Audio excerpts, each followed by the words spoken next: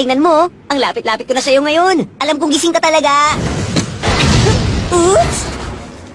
Sabi ko na nga ba nagpapanggap ka lang na natutulog? Hindi mo ako maluloko. Paano naman ako makakatulog kung ang ingay-ingay mo? Tantanan mo nga muna ako, pwede ba? Ayoko nga, hindi kita hayaang makatulog. Guguluhin lang kita ng guguluhin hanggang sa mapagod ka, tabulin ako. Eh kung ka pala eh. Kung yun ang gusto mong mangyari, eh di sana gumawa ka ng batas para mapilitan ang mga target mo na makipaglaro ng habulan sa'yo. Halatang bago pa lang ang kapangyarihan niya. Hindi pa siya sanay dito. Gawin mo na ang gusto mo. Basta hindi ako tatayo mula rito hanggat hindi lumilipas ng 5 oras. Talagang ipinagpipilitan niya maging laban ito ng bilis. Idagdag mo pa ang ugali niyang mayabang at talaga namang kulang sa pansin. Malabo nang masiyahan siya sa ibang uri ng laban bukod dito. Hindi kita hayaang makatulog, makikita mo! Tumayo ka dyan! Ano ka ba? Nandito lang ako! Alapit ko na, oh! Hoy, abulin mo nga ako! Hoy, matanda! Kailangan ko lang maghintay. Mapapagod din siya sa kakakulit sa akin at susuko. At oras na lumayo na siya. Ako na ang panalo. 4 na oras na ba? Nabagutin mo akong at sumuko. Masyado talaga siya mababaw mag-isip. Ang dali niya tuloy basahin.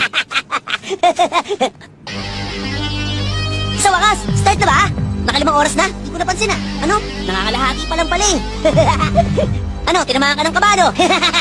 Aminin! Naiintindihan mo na? Hindi ito ang simula. Kanina pa tatapos. Tingnan mo na lang yung paa mo. Isang lubid na gawa sa usok. Makakala mo nahirapan din akong gawin yan. Para hindi mo mapansin, dumaan pa ako sa pinakamalayang distansya sa likuran mo. Kaya mahaba-habang lubid din ang kinailangan kong ilikha. Pero sulit din naman. Dahil ngayon, kailangan ko nalang ikutin to hanggang sa umiksi. Hindi na ito magtatagal pa.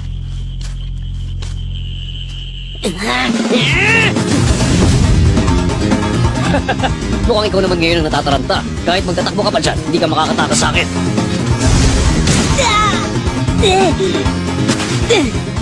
Sabi ko naman sa'yo, hindi ito karaniwang lubid. Mas matibay pa yan sa tunay na lubid. Hindi yan napuputol. Kahit ano pang gawin mo.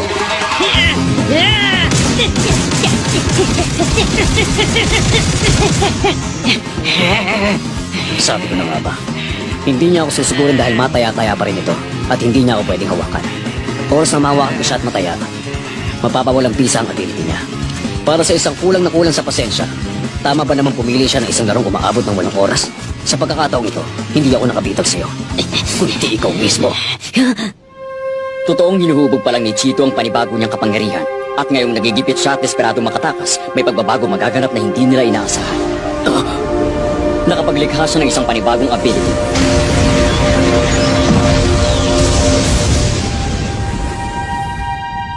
Isang bogan at claws. Dahil dyan magagawa niya na rin makipaglaban mula sa malayo ang distansya. Salamat! Dahil sa'yo, nagkaroon ako ngayon ng isang panibago at astig na kapangyarihan! Okay na lang? Alam mo naman kung ano to, hindi ba? Pana to, isa tong pana! Sigurado ka bang gusto mo pa rin lumapit sa akin, ha? Siguradong sigurado. Oh? Ewan ko lang ha. Hindi ko maintindihan kung bakit gugustuhin mo ng isang kapangyarihan na mas mabagal pa kaysa sa'yo. Bakit hindi mo subukan yung mga pangkalmot mo sa akin? Para hindi na ako mahirapan maglakad papunta sa kinatatayuan mo. Sasabihin ko sa'yo kung bakit ka natalo. Dahil isa kang gunggong!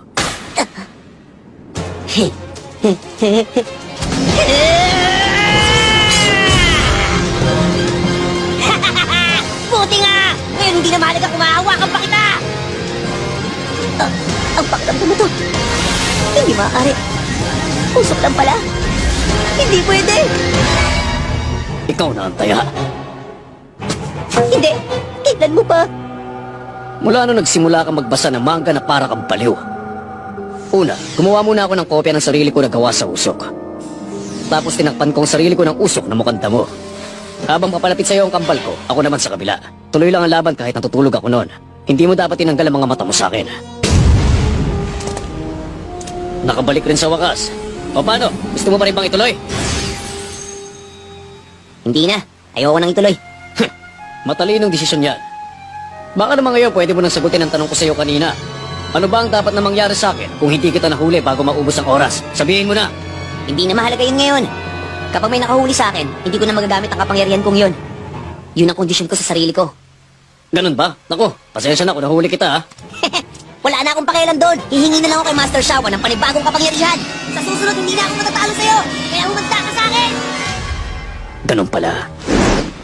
Malamang yung Master Shawa na yon, isa sa mga mahalagang gwardya. At mukhang may kapangyarihan siya magpaunlad ng Nen abilities ng iba.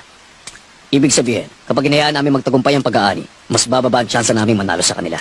Tama ang naging desisyon ni Nagon at Kilawa. Mabuti na lang pala. Kailangan natin mag-usap. Magkita tayo sa loob. Nagpadala sila ng reinforcements, isang lobo at isang crayfish. Malakas ba sila? Hindi ako mamamroblema kung alam ko yon. Sa ngayon, pinakikiramdaman nila kung gaano tayo kalakas. Kung ganun, hinto muna ang gera. Kasama naman sa layunin natin ang pagdali sa kanila. Kaya ayos na rin yun. Tingin ko dahil yun sa paghuli ko sa isang yan. Nagsisilbing parang security camera pala yung mga tutubing yon. Flutter! Sumagot ka! Kanina pa tayo rito pero wala pa rin sagot. Kailangan natin baguhin ang plano. Kung wala na si Flutter, hindi na natin matutukoy ang lokasyon ng mga kalaban. Malas! Kung kailan naman kailangan saka siya pumapalpak. Atras na ba kami? Hindi pwede. Wala akong mukhang iyaharap kay Pito kapag nabigo kami. O paano? Bumalik na tayo? Teka, sandali muna. Diyan lang kayo. Gagawa ko ng paraan. Ano yan? Yan ba ang bago mong kapangyarihan? Oo, meron doon search feature. Huwag niyo ito magsasabi sa iba, ha? Kayo lang ang pinagkakatiwalaan ko. Makatunggak, naliwana naman kayo sa sinabi ko. Nagagawa ng rental pad ni Leo na ipahiram sa kanya ang isang kapangyarihan ng ibang Nen user anumang oras na gusto bilang kabayaran sa ginawa niyang pabor para rito. Pero bago ito gumana, may dalawang kondisyon na dapat tuparin. Una, dapat nakita na niya ang ability ng kanyang target o alam niya man lang ang pangalan nun. Pangalawa, dapat gumawa siya ng pabor para sa target. Matapos niyang linawin sa target na hindi libre ang pabor niyang yun at dapat may kapalit, magagamit na niya ang ability nila basta napapayag niyang target sa mga binanggit niya sa kanilang kondisyon. Ito na yun! Kapag natupad na ang mga kondisyon, automatic nang tinatago ng dispenser niya ang data ng ability at pwede niya itong i-check at gamitin sa anumang oras. Maliban na lang, kung namatay ang target, mabubura din ang data ng ability niya rito. Ayos lang si Flutter! Siguro hindi niya magawa makipag-ugnayan sa amin dahil wala siya ng malayo, masyado siyang malayo. Tumatagal ng isang oras ang epekto ng rental pad at sa loob ng isang oras na yon, hindi magagamit ng target ang ability niyan yun. Buti na lang buhay pa si Flutter. Mukhang magagawa ko naman siyang kontakin. Sa oras na maharap ng mga satellite dragonflies ni Flutter ang lokasyon ng nakaitim, pwede na tayo magsimula. Bali kukunin namin ang atensyon ng mga nakaputi at ikaw ang bahala dun sa nakaitim, tama? Kakayanin mo ba kahit mag-isa ka lang?